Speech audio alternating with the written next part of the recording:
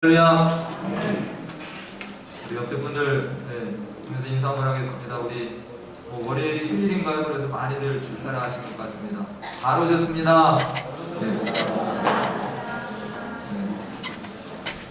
우리가 예배 특공대원들입니다. 출타하신 분은 또 출타하신 분이고 남아 계신 분들이 또 예배를 하나님께 정성껏 잘 올려드리시고 또 아울러서 출타하신 분들도 어디에 있든지 이 시간에 하나님께 정성껏 예배할 수 있도록 기도하는 마음으로 우리가 함께 이 예배를 드리시길 바랍니다.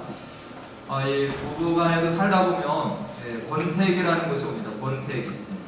그래서 정말 처음에는 사랑으로 이렇게 결혼을 했지만 시간이 지나다 보면 너무나도 익숙해져서 어떤 아내를 사랑하거나 또 아내의 소중함에 대해서 또 남편에 대해서도 우리가 좀 이렇게 식상할 때가 있습니다. 이런 권태기 때는 조금 자극이 필요합니다.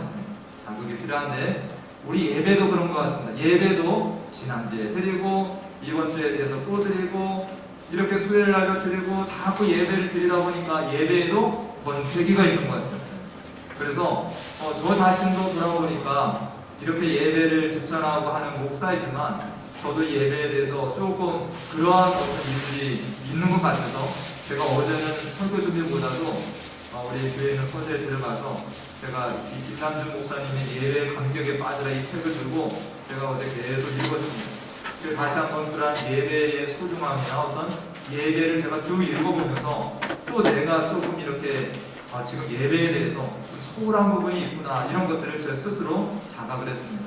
그리고 우리 교회도 조금 왠지 모를 전에는 또 뜨겁게 예배를 드리시고 하는 부분들이 있었는데 요즘 들어서 우리가 조금 예배에 대해서 다시 한번 점검을 해보고 가면 좋겠다 싶어서 제가 잠깐만 이 예배에 대해서 말씀을 드리고 오늘 본문 말씀을 보도록 하겠습니다.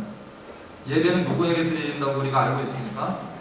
예배는 예배의 대상은 바로 하나님이 되십니다. 하나님만이 예배를 받으시는 대상이지 사람이나 그 어떤 것도 예배의 대상이 될 수 없다라는 겁니다. 우리가 이 시간에도 그렇기 때문에 누굴 생각해야 됩니까? 예배를 받으시는 하나님을 생각해야 됩니다. 예배의 대상은 하나님이신데 그 예배를 드리는 주체가 누구냐? 예배의 주체는 누가 되겠습니까? 권사님이나 장로님 중에서 예배 주체는 누굽니까? 예배 주체는 예배 주체가 누굽니까? 너무 어려운 질문을 우리 신이 아실 수 있으니까 드리는 것 같은데 예배 주체는 하나님이십니다. 이 예배를 누가 드리는 겁니까? 이 예배를 하나님이 드린다는 겁니다. 그래서 우리는 뭐 하는 거죠? 그냥 도구로 쓰임을 받는다는 겁니다. 할렐루야. 우리가 예배하는 자는 뭐와 뭐로 드린다고 우리가 아까 제가 묵도할 때도 했는데 예배하는 자는 뭐와 뭐로 드린다고 성경 말씀하고 있네요. 영과 진리로. 그래서 예배는 이 자리에서 누가 우리를 끌고 가시는 거예요? 내가 드리고 싶어서 드리는 것이 아니라 바로 이 자리에 성령께서 우리를 예배의 도구로 사용하시는 겁니다. 그래서 우리는 쓰임받을 뿐이지 우리가 하나님께 뭘 드릴 수 있는 존재가 아니라는 겁니다. 오해 마시길 바랍니다. 예배의 주체는 그래서 하나님 되신다는 겁니다. 그래서 하나님께서 우리를 여기에 불러 모아주시고 우리를 예배자로 사용하시는데 우리는 뭐 한 것뿐입니까? 그냥 순종하는 것뿐입니다. 할렐루야. 교회 헌법에 예배 모범에 보면 이런 문구가 있습니다. 주일을 기념하는 것은 사람의 당연한 의무이나 육신의 모든 일을 정돈한다.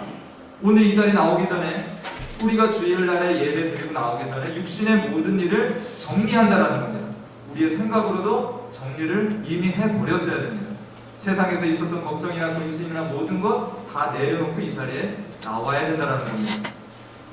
그리고 성경이 가르친 대로 그날을 거룩히 하며 구애가 없게 하라. 주일 아침에는 어떻게 해야 되냐? 개인으로나 가족으로나 자기와 다른 사람을 위하여 기도하라. 주일날 아침에는 어떻게 합니까? 자기를 위해서 다른 일을 위해서 우리가 기도하되 저희 목사가 그 공직하는 가운데서 복받기를 위하여 기도하고 누구를 위해서 기도합니까? 목사가 그날의 예배를 위해서 그 모든 일들을 잘 수행하도록 성도들이 기도를 해야 된다는 겁니다. 그리고 성경을 연구하며 묵상함으로 공동예배 하나님과 교통하는 것을 준비하라. 이게 예배 모범에 있는 얘기인데 제가 만드는 말 아닙니다. 그리고 예배가 시작되면 개회 때 어떻게 됩니까? 개회 때에는 일심담합해라. 모든 성도가 한마음 한뜻이 되라는 겁니다. 일심담합해서 하나님께 예배를 드리는데 예배 전부에 참여하기 위하여 정한 시간에 일제히 회집함이 옳다. 예배 시간이 우리가 정한 시간이 있습니다. 어떤 교회는 10시에도 드리고 어떤 교회는 9시, 그러나 우리 교회는 11시라고 하면 어떡합니까? 정한 시간에 회집함이 옳다라는 겁니다. 그래야지 이게 한마음이 된 거예요. 예배가 시작이 되고 나서도 우리가 한참 뒤에 오는 일들은 이미 조금 이런 예배 모범에 비춰봤을 때 우리가 조금 이렇게 수정이 필요합니다. 그래서 정한 시간에 일제히 회집함이 옳고 마지막 축복 기도할 때까지 특별한 연구 없이는 출입함이 옳지 않다. 그래서 예배는 시작부터 언제가 끝입니까? 목사의 축도가 있는 시간까지가 끝이라는 겁니다. 그래서 어떤 분들은 뭐가 불편해서 축도 시간이 내가 나가는 시간으로 사용하시는 일이 있는데 그렇게 하시면 안 된다는 겁니다. 그리고 몸만 이렇게 한다는 말씀은 아니죠. 우리가 몸뿐만 아니라 지금 이 순간에도 예배를 드림에 있어서 정신이 오락가락하면 안 되는 겁니다. 예배를 내가 하나님 앞에서 하나님께 순종해서 드리고 있는데 내가 이 정신이 밖으로 갔다 왔다 지금도 내일이 휴일인데 지금 휴가 갈 생각에 내가 빨리 예배가 끝나서 뭘 준비하고 지금 가야 될 생각에 이 머리가 그렇게 쓰이고 있으면 안 된다는 겁니다. 어디에 집중해야 됩니까? 예배에 집중해야 된다. 그리고 예배 시간이 되면 예배당에 들어가 각기 좌석에 앉되 단정하고 엄숙하며 경건한 모양을 지키며 자기와 목사와 그 참석한 모든 사람과 참석하지 못한 사람들을 위하여 묻기도록 복을 빌라. 이렇게 되어 있습니다. 이게 헌법의 예배 모범에 나와 있는 글입니다. 예배 시간에는 어떻게 해야 되냐? 예배 시간에는 모든 사람이 엄숙한 태도와 공경하는 마음으로 예배하고 목사가 낭독하거나 인증하는 성경밖에 다른 것을 읽지 말 것이다. 예배 시간에 우리가 하나님 앞에 예배하는데 성경 외에 다른 것들을 내가 뒤적거리고 이렇게 생각을 하는 대로 돌리는 것은 옳지 않다라는 겁니다. 우리 중고등부도 그래서 스마트폰을 다 회수를 합니다. 요즘 아이들이 얼마나 빠른지 그냥 간만 해도 이렇게 앞에 보고도 밑으로 스마트폰에 문자를 알려서 할 정도로 빠릅니다. 이런 거 하지 말라라는 거예요. 어른들은 어떻게 해야 됩니까? 성경을 봐야 되면 보지만 딴 생각을 자꾸 하거나 딴 행동을 하지 말라라는 겁니다. 이게 예배에 나와 있는 모범이 된다는 겁니다. 인증하는 성경밖에는 다른 것을 읽지 말 것이고 귓속말이나 출입하는 자에게 인사나 곁눈질이나 졸음이나 웃거나 그 밖에 모든 합당치 못한 행동을 일체하지 말라. 이렇게 예배 모범에 되어 있습니다. 옆 사람과 귓속말도 하지 말 것이고 옆 사람과 웃거나 희덕거리고 하지 말라라는 겁니다. 예배는 사람을 위한 자리가 아니라 하나님께 드리는 경건하고 엄숙한 자리고 생명의 자리지 옛날 예배를 한번 우리가 생각해 보면 됩니다. 옛날에는 예배의 전신이 뭡니까? 바로 이 레위기에 나와 있는 제사입니다. 내 앞에서 양이 피를 뚝뚝 흘리고 이렇게 죽어가는데 내 죄 때문에 대신 죽는데 거기서 희덕거리고 내가 웃고 떠드는 이런 정신 나간 사람은 없을 거라는 거예요. 그게 예배의 전신이었습니다. 우리가 드리는 이 신약시대의 예배는 구약시대의 정신이 그대로 와 있는 것이지 구약 제사와 다를 바가 하나도 없다는 겁니다. 구약에는 양을 드렸지만 신약에는 눈에 보이지 않는 예수 그리스도의 피를 의지해서 하나님께 예배를 드리고 있다는 겁니다. 다시 한번 말씀드립니다. 예배의 주체는 내가 아닙니다. 우리가 아니라는 거예요. 예배의 주체는 하나님이십니다. 하나님께서 우리를 부르셨고 우리를 예배자로 사용하고 계신 중이에요. 그래서 나는 그 사용하심에 감사함으로 순종해서 내가 드리는 거지 내가 뭐라고 내가 하나님 앞에 예배를 드리는 것을 내가 판단하고 내가 주관하는 것을 절대 아니라는 겁니다. 목사 예배 주관자가 아닙니다. 그냥 인도자일 뿐입니다. 이런 면에서 예배 시간은 뭐하는 시간입니까? 바로 훈련 시간이 된다는 겁니다. 바로 이 예배 시간은 제가 3주 동안 계속 말씀드렸지만 천국 백성이 되는 훈련의 시간입니다. 천국 백성은 예배하는 자라는 거예요. 그리고 우리가 천국에 가서 할 일도 뭡니까? 그곳에서 하나님을 즐거워하고 기뻐하고 하나님을 예배하는 것이 우리의 천국 삶이라는 겁니다. 천국에 가서 내가 하고 싶었던 것 하고 천국에 가서 이 생에서 못 누렸던 그런 복을 누리고 이런 개념으로 천국을 가는 것 이건 잘못된 생각이라는 겁니다. 천국은 뭐하러 갑니까? 내가 왕 되신 하나님을 정말 거기에서 배우고 나를 위해 돌아가신 예수 그리스도를 내가 거기서 찬양하면서 그렇게 살려고 우리가 천국을 가는 것이라는 겁니다. 그렇기 때문에 천국 백성은 누굽니까? 하나님을 예배하기를 즐거워하고 기뻐하는 자, 이 예배를 사랑하는 자가 천국 백성이 된다는 겁니다. 이런 예배를 내가 싫어하고 예배를 부담스러워하고 이런 사람이 천국 가면 아주 그것이 지옥인 겁니다. 천국에 가면 늘 하나님을 기뻐하고 찬양하는데 나는 그런 것이 어울리지 않아. 그러면 지옥이 따라오는 거죠. 그래서 하나님은 그런 자를 배려하셔서 천국에 안 보내시는 겁니다. 우리가 이 예배 시간은 잠시 때우는 시간도 아니고 정말 이 예배 시간은 내가 잠깐 눈도장 찍으러 나오는 시간도 아니고 정말로 하나님이 나를 부르시며 순종해서 내가 나와서 이 자리에 앉아서 하나님을 기뻐하고 나아가는 시간이 됩니다. 우리가 잘못된 예배를 계속해서 드리게 되면 어떡합니까? 바로 그것이 우리가 고린도전서 11장 말씀해 보듯이 네 죄를 먹고 마시는 자리가 된다는 겁니다. 그래서 저도 마찬가지입니다. 목사로서 정말 하나님 앞에 내가 이런 예배의 정신을 알지 못하고 그냥 형식적인 예배를 계속 드리면 어떻게 됩니까? 내가 하나님 앞에 이 양심이 굳어진다는 거예요. 그 성경에서 뭐라고 말씀하고 있습니까? 그것이 패역한 자라는 겁니다. 이 마음이 딱딱해져 버린 이런 상태가 되면 나중에 더 무서운 상태가 되는데 어떤 지경에까지 옵니까? 이제 내가 이 하나님 앞에 회개해야 될 곳을 찾지 못하는 거예요. 이게 무서운 겁니다. 내가 잘못된 예배를 계속해서 드리다 보면 내가 이제 무엇이 선이가 악인지 분별을 할 수 없다라는 거예요. 회개할 수 없다라는 겁니다. 제가 지난주에 스펄전 목사님의 이 말씀 책을 읽다가 깜짝 놀랐습니다. 정말 이 마지막 때 이런 어두운 데서 슬퍼하면 이를 갈리라라는 말씀이 좀 그런 뜻인지 잘 몰랐어요. 그냥 지옥 가면 이를 가는구나 생각을 했는데 그 이를 간다는 의미가 뭐냐면 바로 그 분통함에 이를 간다는 거예요. 어떤 것에 분통합니까? 나는 그렇게 안 했는데 내가 이 지옥에 올 만한 자가 아닌데 내가 왜 지옥에 와 있는가라고 하면서 이를 간다는 거예요. 이게 회개에 이를 갈고 눈물을 흘리는 게 아니라 자기가 의에 아직까지도 벗어나지 못하고 그런 딱딱한 신령으로서 이를 간다는 거예요.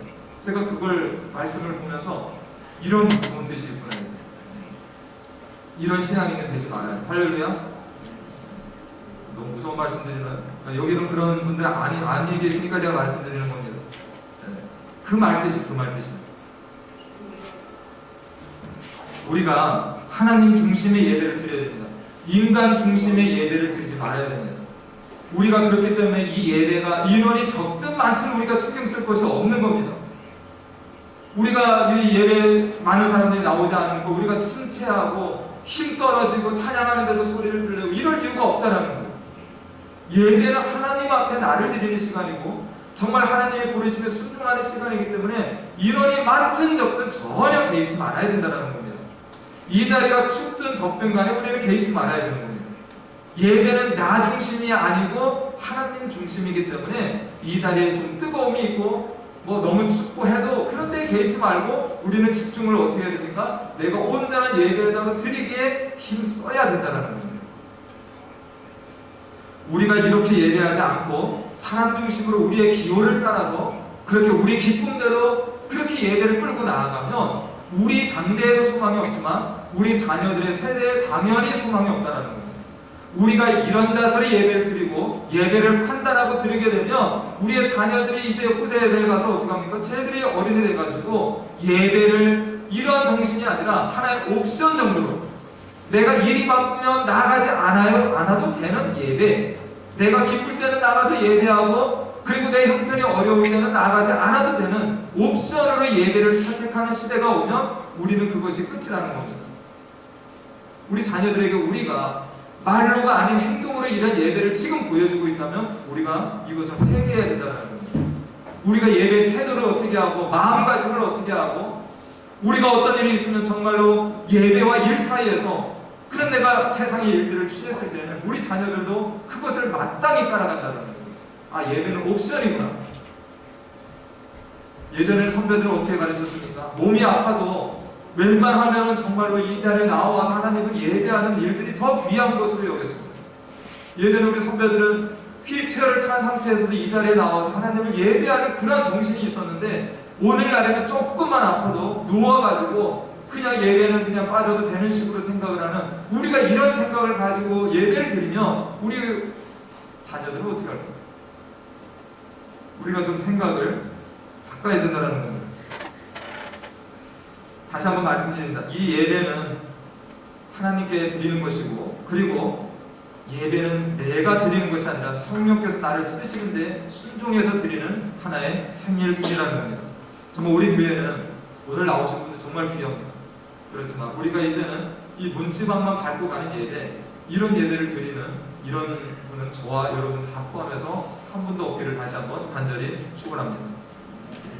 이렇게 말씀을 잠깐 드리고요. 오늘 이제 말씀을 보겠습니다. 오늘 제가 말씀을 두 군데를 보았습니다. 두 군데를 본 이유는 우리가 누가복음을 처음부터 시작을 했기 때문에 우리가 이 중간에 이제 MT가 있어서 제가 그쪽 말씀을 보았는데, 그래서 제가 그 빠진 두 부분을 같이 보고 있습니다. 오늘 그래서 이제 앞에 31절에서 35절까지 말씀을 보는데, 이전에 예수님께서 하신 말씀은 바로 하나님 나라에 들어가기를 힘쓰는데 좁은 문으로 들어가기를 힘쓰라라고 이렇게 말씀하셨습니다. 그리고 사람들이 동서남북으로부터 와서 하나님의 나라의 잔치에 참여하게 되는 때가 있다라고 이런 말씀을 주실 때, 오늘 성경에 보니까 어떻습니까? 어떤 바리새인들이 나와서 이르되, 이렇게 말씀하고 있습니다. 바리새인들이 예수님께 나와서 이야기를 하는데 여기를 떠나소서 헤롯이 당신을 죽이고자 하나이다, 이렇게 정보를 알려줍니다. 지금 예수님은 어디에 계시냐면, 그 전에 말씀에 보면 13장 22절에 예수께서 각성 각마을로 다니사 가르치시며 예루살렘으로 여행하시더니 라고 말씀하고 있습니다. 그러니까 예수님이 지금 예루살렘에 도착한 것이 아니라 가고 있는 여정에 계신 겁니다. 그런 여정에 계시면서 또 사람들과 이렇게 만남을 갖는데, 바리새인들이 나와서 헤롯이 당신을 죽이려고 한다, 빨리 여기를 떠나라라고 이야기를 하는 겁니다. 근데 우리가 상식적으로 이 바리새인들이 예수님과 어떤 관계의 사람입니까? 바리새인들은 예수님에 대해서 싫어하는 사람들이죠. 바리새인들은 율법주의자들입니다. 그래서 예수님이 그러한 어떤 율법을 깨고 자꾸 율법에 따라 살지 아니하고 자기가 하나님의 아들이다라고 하나님을 모독하는 신성모독죄를 짓고 있기 때문에 이 바리새인들은 아주 예수님을 싫어하는 사람들이에요. 그런데 이런 좋은 정보를 주냐고. 지금 예수님이 헤롯을 죽이려고 하니까 여기를 떠나라라고 하는, 그래서 이것은 두 가지 견해가 있습니다. 어떤 사람들은 그래도 바리새인들 중에 우호적인 사람도 있었다. 예수님께 우호적인 사람이 있어서 정말 헤롯이 그러한 생각을 가지고 있는 것을 알아서 예수님께 떠나라고 하는 사람도 있고, 또 어떤 분들이 이렇게 해석을 합니다. 그렇지 않다. 바리새인들이 이렇게 한 것은 이 좋은 뜻으로 한 것이 절대 아니다라는 거예요. 그래서 이제 그 근거는 뭐냐면, 그 예수님의 대답에 있습니다. 32절에 너희는 가서 저 여우에게 이르되 오늘과 내일은, 이렇게 한다는 거예요. 그러니까 예수님이 저 여우에게 가라, 나를 죽이라고 헤롯에게로 가라, 이렇게 얘기하는 것은 그 헤롯의 지시를 받아서 와서 이야기를 하고 있다라는 이런 겁니다. 저는 후자에 동의를 합니다. 개인적으로 이 바리새인들이 좋은 뜻을 가지고 얘기한 건 아니라는 겁니다. 근데 여기에서 헤롯이 이렇게 예수님을 죽이고자 하고 협박을 하는 이유를 볼 수 있는 것은 바로 지금 이 예수님이 어느 땅에 있으니까 예루살렘이 아니라 그 당시에 갈릴리의 본봉왕으로 있는 이 헤롯의 땅에 지금 머물고 있으니까, 예수님이 여기에서 무리를 일으키는 것들에 대해서 헤롯은 경계하고 싫어서, 그렇게 되면 로마의 미움을 받을까봐 지금이 어떡합니까? 예수님을 떠나기를 원하는 거예요. 유대인들은 이곳을 떠나면 좋은 것이, 예수님을 이곳에서는 자기들이 힘이 좀 없지만 이런 어떤 갈릴리 땅에서는 사람들에게 예수님이 인기가 있으니까. 그러나 예루살렘으로 만약 예수님이 옮기게 되면 어떡합니까? 예루살렘은 이 제사장들이나 이런 바리새인들이 힘이 있는 그런 일이 있기 때문에 예수님이 떠나기를 원하는 이런 것도 있다라는 겁니다.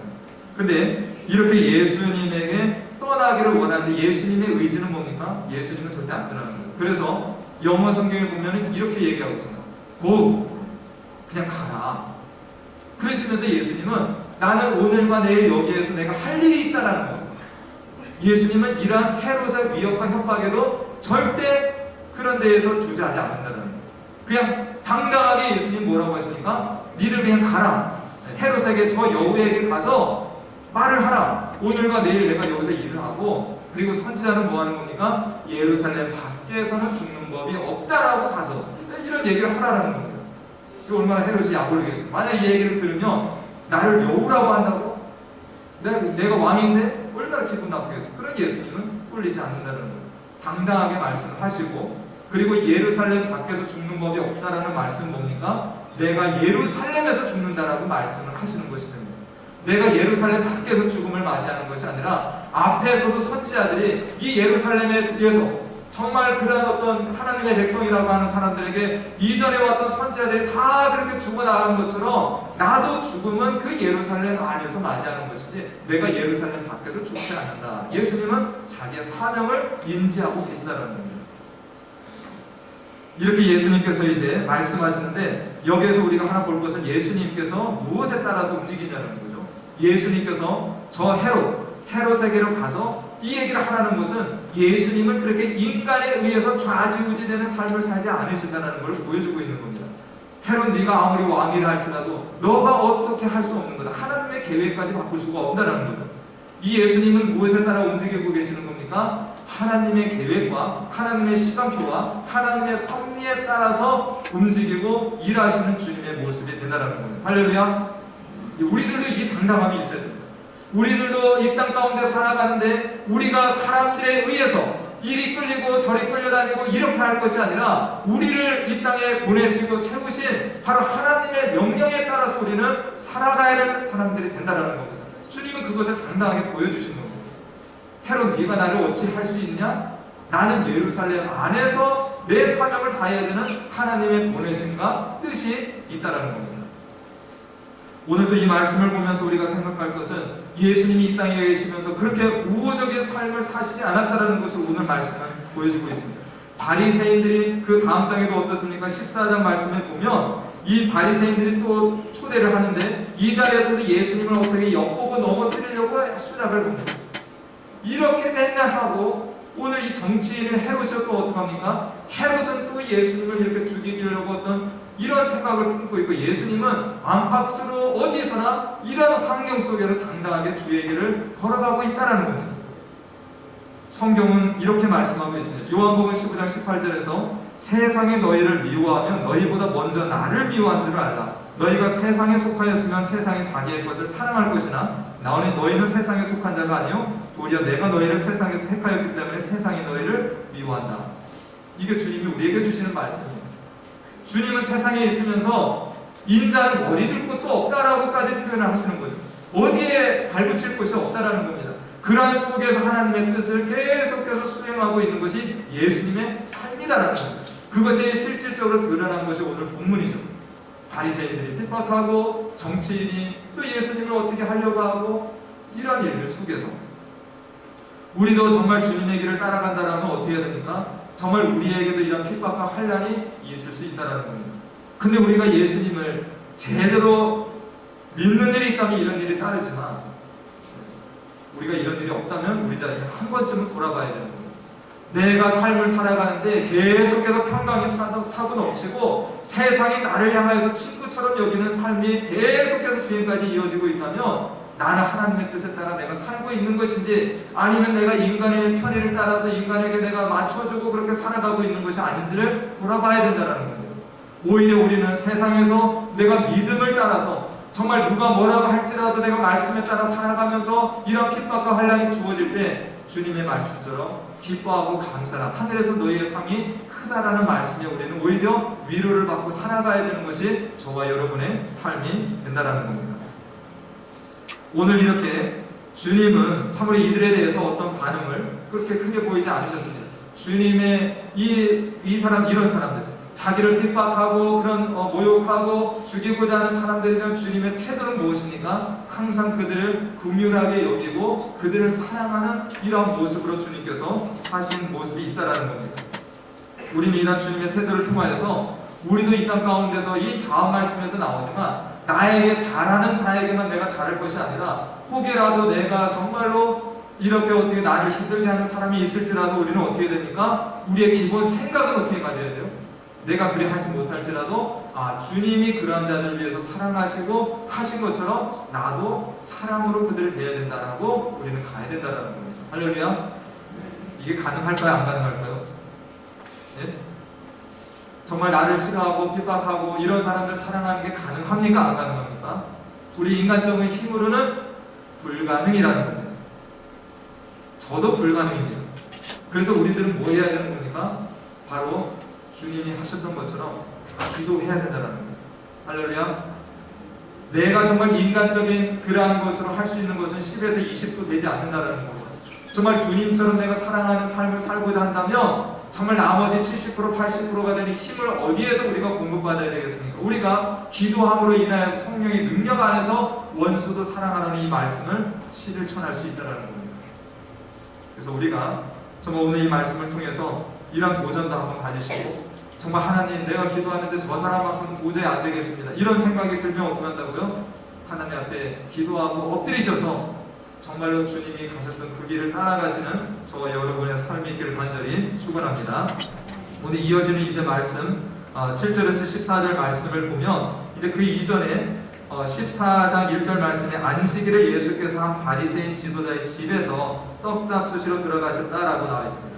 이렇게 바리새인 집에 들어가셔서 말씀하신 이 세 부분이 있는데 우리가 이제 셋째 부분은 MT에 가서 말씀을 우리가 함께 나누어 보았습니다. 이 큰 잔치의 비유를 우리가 함께 말씀을 보았는데 이 예수님께서 이제 첫 번째 하신 일이 뭡니까? 바리새인 집에서 식사하실 때 거기에 병든 자 한 사람을 고치셨습니다.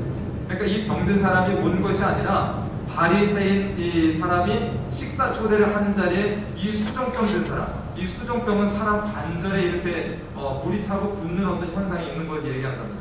이렇게 수종병 든 사람을 갖다 놓은 이유는 뭡니까? 예수님을 시험하기 위해서 또 이렇게 했다라는 겁니다. 뭘 시험하는 건가요? 너가 안식일 또 사람을 고칠래? 그러면서 트집을 잡으려고. 근데 예수님께서는 이전에도 안식일에 손 마른 자를 고치실 때에도 말씀을 그렇게 분명히 하셨습니다. 너희가 정말 안식일에라도 너희 양이 그렇게 우물에 빠져있거나 이렇게 되면 너희들 그거 그냥 지나치겠냐? 그때는 아무 말 못했는데 오늘 예수님께서 당당하게 이 병든 사람을 그러한 사람들이 엿보고 있는 걸 아시지만 고쳐주시고 5절 말씀에 그런 말씀을 주셨습니다. 누가 그 아들이나 소가 우물에 빠졌으면 안식일에라도 그거 끌어내지 않겠느냐 이러면서 다시금 그들이 말을 할 수 없도록 이렇게 일하시는 주님의 모습이 있습니다. 그리고 나서 이제 오늘 청함을 받은 사람들 이렇게 예수님 본인이 초대를 받으셨는데 이렇게 이런 자리에서 적절한 어떤 말씀을 주시는데 청함을 받은 자들이 지금 보니까 예수님 외에 다른 사람들이 어떻게 하고 있는 겁니까?